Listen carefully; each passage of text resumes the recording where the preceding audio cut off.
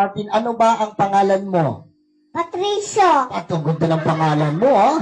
Ilang taon na si Patricio? 5 po. 5, ayan. Ano ba ang Tagalog ng 5? 6 6, very good, magaling. Nag-aaral ka na? po. Nag-aaral ka na? Po. Apo. Saan ka napasok?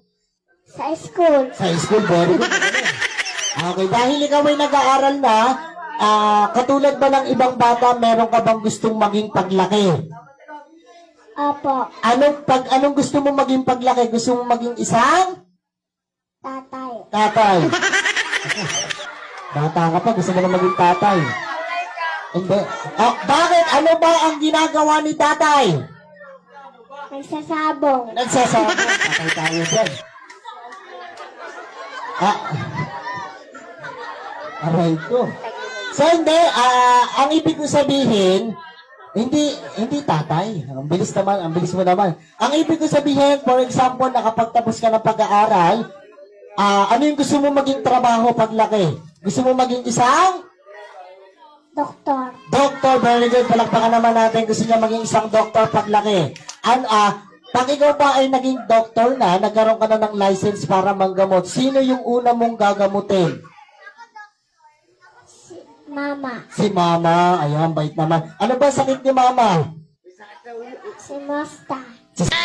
Oh no! Sino po yung nanay nito? Sino? Anak mo to, te? Sabi sa namin yung mama yan.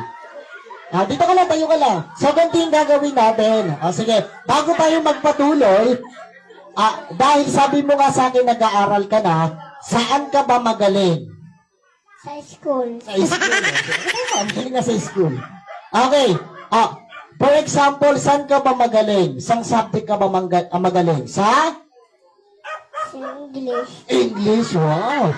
Pero mukhang maganda yung pagpapalaki mo sa anak mo, ha? So mukhang matalino ka ba? Po. Opo, very good. Sa palakpakan muna natin. Meron lang akong konting katanungan. Okay lang ba sa'yo? Apo. Very good, palakpakan natin. So sige, ganito. Mga bata, wag nating tuturuan, okay? So sabi niya, magaling siya sa English. Ano ba ang English ng aso? Dog. Palakpakan naman natin. Magaling, ha? Okay. Ano naman ang English ng pusa? Cat. Palakpakan naman natin. Magaling si Kuya, ha? Ito naman, may hihirapan ko ng konti, ha? Ano ang English ng papaya? 5. Papaya. Parang sabon ata yun, ha? Papaya silka. Ito naman. Ano naman ang English ng baka? Pambit. Corn beef. Sa lata na yun. Pagkasin sa lata na. Ano naman ang English ng kambing? Me. Dahil dyan. Ano naman ang English ng kabayo? Red horse. Dahil dyan. Sabihan ko na lang.